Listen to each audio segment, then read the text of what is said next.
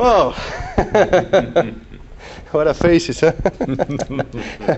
Ok, estamos en Los Ángeles con los chicos de Animetal, dos de ellos, ok, Mike y Chris, que son Metal Rider y Speed King. Speed King, yeah, I would say Spin Maker or Spin Maker.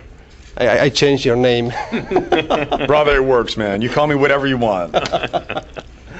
Okay, man, I'm impressed that you put away your ego or whatever, and you dress and you use makeup. So how became this project? Who was the idea and how started? Well, you know, I lived in Japan when I was with Loudness, and I was very aware of all this, you know, the anime and the manga and all that. So, and Rudy's into the animation. He does a lot of animation. So we were aware of the original Animetal, and we thought the idea was so cool that we discussed, you know, we had a lot of conversations, and we thought it would be cool to do a USA version and bring it to the rest of the world. So as we started talking, we, you know, thought of Chris, of course, for Speed King. There's nobody better for that. And originally Scott Travis was the drummer. Yeah. You know, we just thought we were trying to put something together that was going to be so over the top, and it was. But we were just, you know, Rudy and I were fans of this, and we just thought it'd be a really cool idea. Fans of manga? Of manga and anime, yeah. Oh, okay. So, and like I said, Rudy does a lot of the animation. He actually, you know, with the computer, so it's pretty crazy. So we decided to do it, and it's taking off. When did you start it? When did we start? We started about a year and a half ago. Is that about right? Yeah, roughly a year and a half ago. Yeah. Who decided about to use the name and your nicknames? Well, actually, record company. You know, they had to do a licensing issue with the original. To be honest, I've never even heard the original Animetal band, ever. I didn't want to hear it because when I was writing songs and arranging, I didn't want to copy them.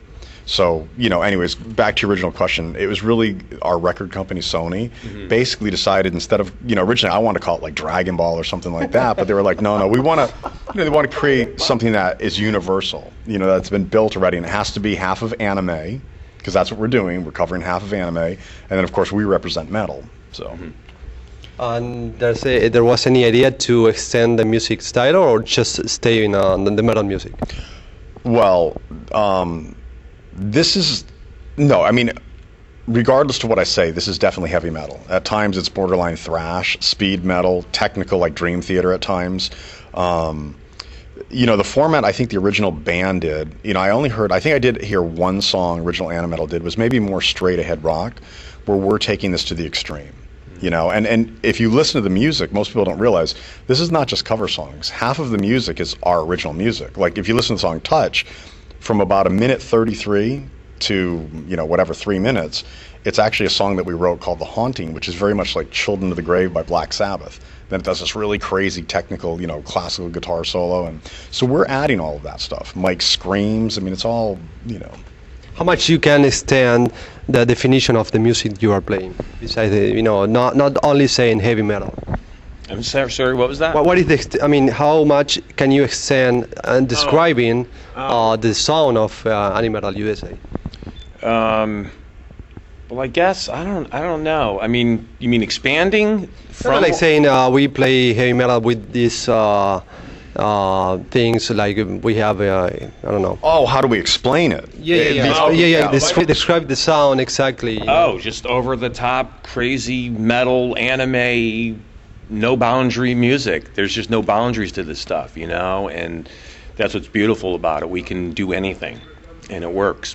Exactly. I mean, at times you'll hear a sound perhaps like, I mean, seriously, on the first record, there are songs at time that will sound like a Dream Theater song. There's other times something will sound as simple as a Van Halen song.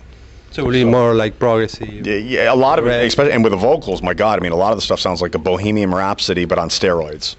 Wow, I get it. Do you expect to have some groupies or chicks on with the makeup? Maybe, I don't know. It works. Especially Rudy. Yeah, Rudy gets all the chicks. Yeah, you know, it happens. Even in Japan, we get some of the, you know, the fans coming out dressed up and doing, you know, some of the makeup and some of the things, you know, the styles. But we hope more. We hope lots more. So, and this being our first show in America, we're really excited to see what happens with this. Yeah. I will tell you though, when we just toured Japan, Okay. I would say at least 50% of the audience were all girls. So you got laid. Hopefully my wife didn't hear that.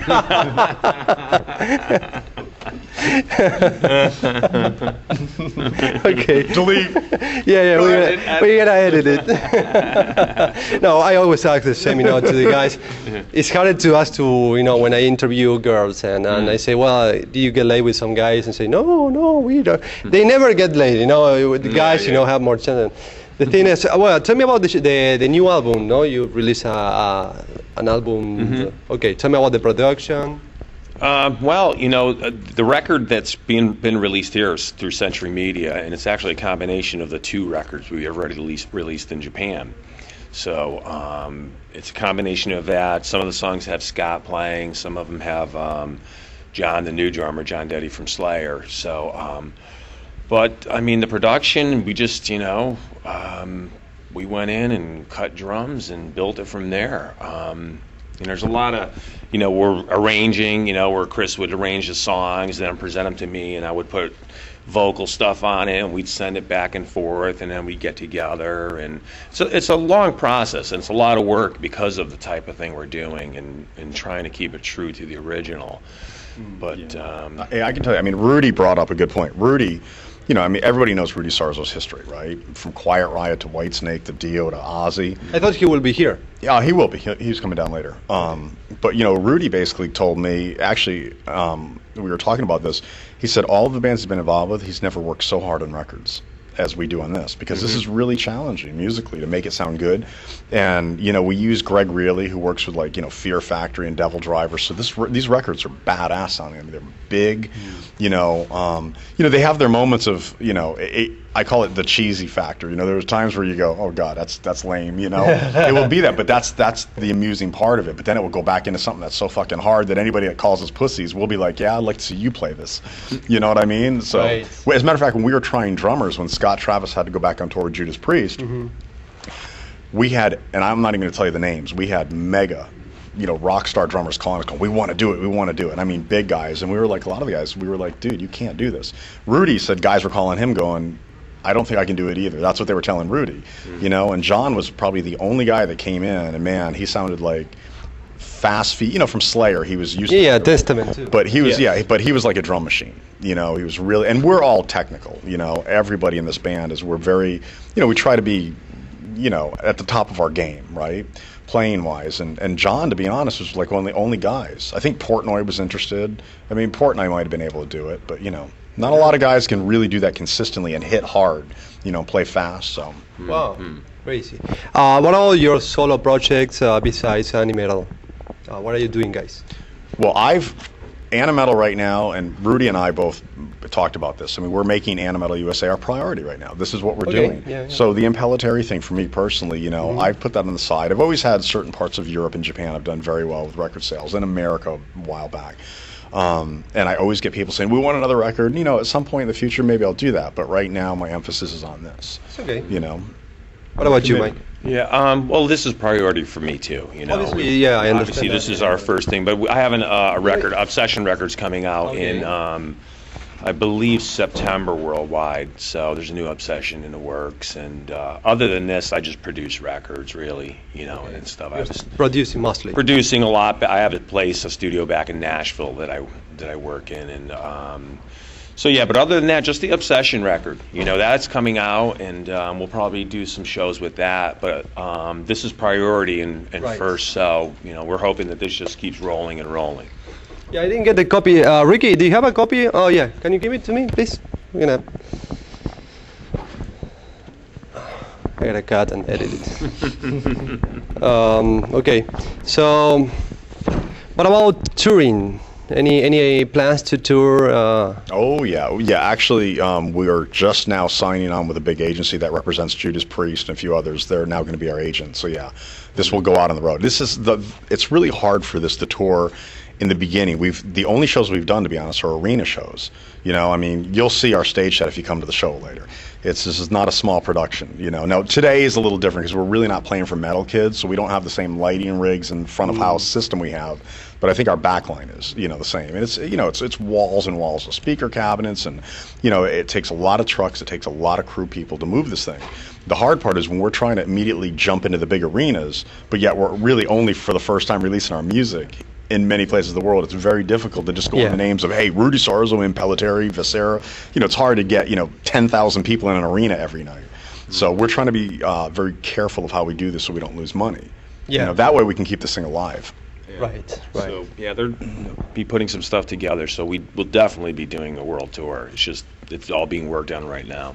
Okay. Any other plans in the future besides the touring and obviously the album? Oh, more records. You know, more girls. Delete. Cut. Edit.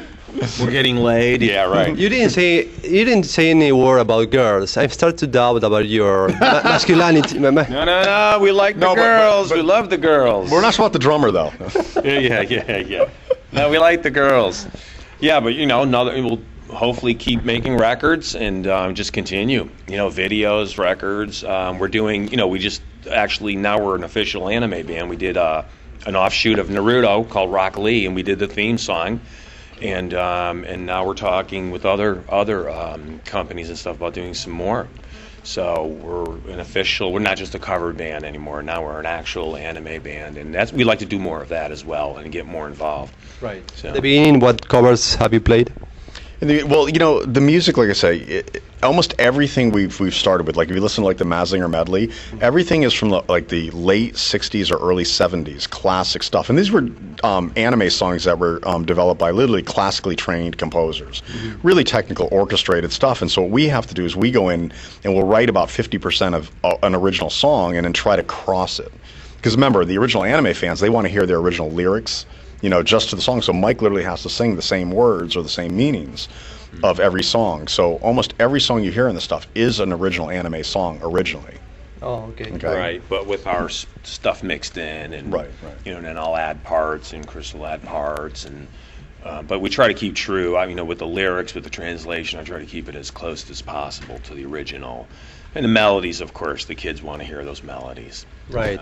You know, and we could add stuff, but there's certain things that are important that we have to keep. Because this is for Latin America and Spain, there's any plans to extend any tour? Yeah, oh, absolutely. Yes. Latin America in general. Latin America, absolutely. Mexico to Argentina. Yeah, absolutely. Yeah, we've talked about that a lot. You know, there's something solid or just nothing? You know? Yeah, I mean, there's been offers and they're working on things. So there is definitely things in the works, and we are going to be, you know, getting to South America or Latin America. But like I said, right now it's all being put together, but there is definitely talk about us. Okay. Guys, this is the album. The magic of the TV made me have in my hand one special edition of Animetal USA. Okay, guys, how people can get it? It's right now, as far as I know, it's going through Century Media. Okay. So that will be for Europe and America. Right now, I think America, it's coming out now. Europe is going to be a little bit delayed, but that will come out, I believe, as well on Century Media. So they'll have access to it. And they might be able to even order online right now. Yeah, it's on iTunes, I believe. Is it on iTunes? Yeah, and I'm sure you can get the import through Sony Japan as well. Yeah. You know, so, but yeah, it's out there. It's available. Okay. Guys, thank you very much for the interview. Thank you, man. Okay? Thank you. Look forward to playing Latin America soon. Yeah. Lucas, thank you for getting me divorced. Yeah, don't kill me, guys, because you are pretty scary. Okay? Thanks, man. Rock on.